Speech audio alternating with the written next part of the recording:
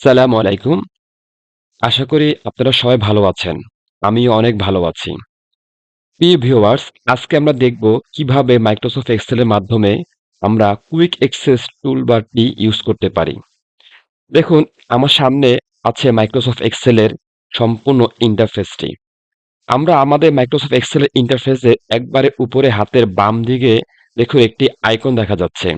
এই আইকন নাম হলো কাস্টমাইজ কুইক অ্যাক্সেস টুলবার। আমরা যখন আমাদের মাইক্রোসফট এক্সেলে কাজ করে থাকি, তখন আমাদের প্রচুর টুলসের প্রয়োজন হয়। যখন আমাদের কোনো টুলসের প্রয়োজন হয়, তখন আমরা সে টুলসগুলোকে খুঁজে বের করে দেন আমাদেরকে কাজ করতে হয়। লাইক এক্সাম্পল হিসাবে আমি যদি দেখাই, দেখুন, ধরুন এই মুহূর্তে আমার দরকার ফন্ট সাইজ। তখন আমরা কি করি? আমরা চলে যাই হোমে, দেন আমরা এখান থেকে ফন্টটাকে খুঁজে নিই। যেমন আমার এখানে ফন্ট আছে, ফন্ট সাইজ 11 এবং ফন্ট আছে তাহমা।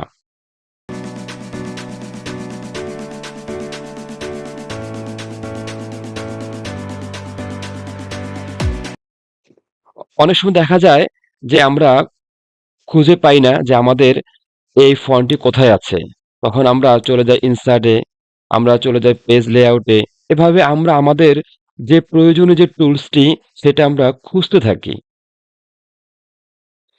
এখন যদি আমরা আমাদের প্রয়োজনীয় টুলসটাকে যদি আমরা আমাদের এই কুইক অ্যাক্সেস টুলবারে নিয়ে আসি, তাহলে কিন্তু আমাদের কাজটা অনেক ইজি হবে। যেমন যেমন আমাদের মাইক্রোসফট এক্সেলে কিন্তু প্রচুর টুলস আছে এবং প্রতিনিয়ত আমাদের টুলসগুলো নিয়ে কাজ করতে হয়। কিন্তু প্রত্যেকটা টুলস কিন্তু আমাদের প্রয়োজন হয় না। আমাদের প্রয়োজন হয় সামান্য কিছু টুলস, যে টুলসগুলো প্রতিনিয়ত আমাদের লাগে। এখন আমরা যদি আমাদের এই প্রয়োজনীয় টুলসগুলোকে আমরা আমাদের এই কুইক অ্যাক্সেস টুলবারে নিয়ে আসি, তাহলে কিন্তু যখন আমরা কাজ করব, তখন আমরা এখান থেকে খুব দ্রুত এই টুলসগুলো নিয়ে কাজ করতে পারবো। তাহলে চলুন দেখে আসি কিভাবে আমরা আমাদের টুলসগুলো এই কুইক অ্যাক্সেস টুলবারে নিয়ে আসতে পারি। দেখুন, এখানে অলরেডি কয়েকটা আছে, আর বাকিগুলো আমরা এখন নিয়ে আসব। সেক্ষেত্রে আমরা চলে যাব, আমরা যে টুলসটা নিব সে টুলসে। তাহলে চলে যাই আমরা হোমে। লাইক এক্সাম্পল হিসাবে আমি চাচ্ছি যে এই টুলসটা আমি নিয়ে যাব। ইনসার্ট ইনডেন্টস যে টুলসটা আছে এটা নিয়ে যাব। তাহলে কিভাবে নিয়ে যাব? আমরা এই টুলসে আমরা আমাদের কার্সরটা রাখবো, রেখে রাইট বাটন ক্লিক করব। রাইট বাটন ক্লিক করে আমাদের সামনে একটা ইন্টারফেস চলে আসবে। সেখানে একবার ফার্স্টে লেখা আছে add to quick access toolbar. এখানে আমরা ক্লিক করে দেব। একটু খেয়াল করুন ভিউয়ার্স, একবারে উপরে হাতে বাম দিকে যে আইকনটা আছে পাশে কিন্তু আমাদের এই ইনক্রিজিং ইন্ডেন্স যে টুলসটা সেটা কিন্তু চলে আসছে। আমরা আরেকটা টুলস দেখি, যেমন দেখুন এখানে আছে ফন্ট কালার। ফন্ট কালারে আমরা ক্লিক করব, দেন আমরা অ্যাড টু কুইক অ্যাক্সেস টুলবারে ক্লিক করব। দেখুন ভিউয়ার্স, আমাদের উপরে কিন্তু ফন্ট কালারটি চলে আসছে। এখন যদি আমরা আমাদের কাজ করতে যাই, তখন যদি আমাদের এটা প্রয়োজন হয়, তখন আমরা কিন্তু সরাসরি এখান থেকে কিন্তু কাজটা করতে পারবো। লাইক দেখুন বাবলু, আমি বাবলু লিখলাম। আমার এখন প্রয়োজন হচ্ছে যে এটাকে ফন্ট কালার দেওয়া। সেক্ষেত্রে আমি কি করব? জাস্ট এখানে ক্লিক করে দেব। দেখুন কালারটা চেঞ্জ হয়ে গেছে। এখানে চলে যাব, এখানে ক্লিক করে দেব, কালারটা চেঞ্জ হয়ে গেছে। যদি আমরা আমাদের এই কুইক অ্যাক্সেস টুলবারে এই ফন্টটা না নিয়ে আসতাম, তাহলে কিন্তু আমাদেরকে চলে যেতে হতো হোমে, দেন এখান থেকে আমরা খুঁজে বের করতাম যে আমাদের ফন্ট যে টুলস আছে সে টুলসটি। অনেক সময় দেখা যায় যে আমরা এগুলো খুঁজে পাই না।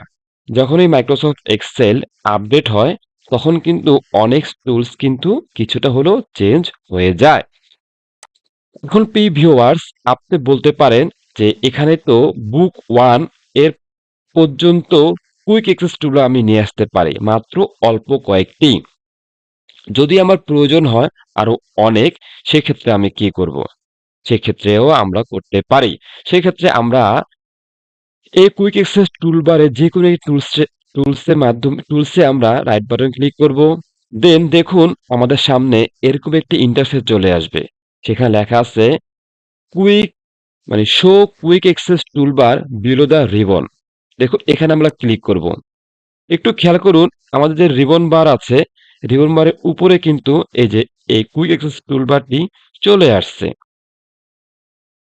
এখন এখানে আমরা যতই বাড়াবো আমাদের এখানে কিন্তু সেগুলো থাকবে। দেখুন এখন আমরা যদি একটা এতে গিয়ে লিঙ্ক এখানে গিয়ে অ্যাড দিয়ে দিই, দেখুন এই যে চলে আসছে, এখানে চলে আসছে।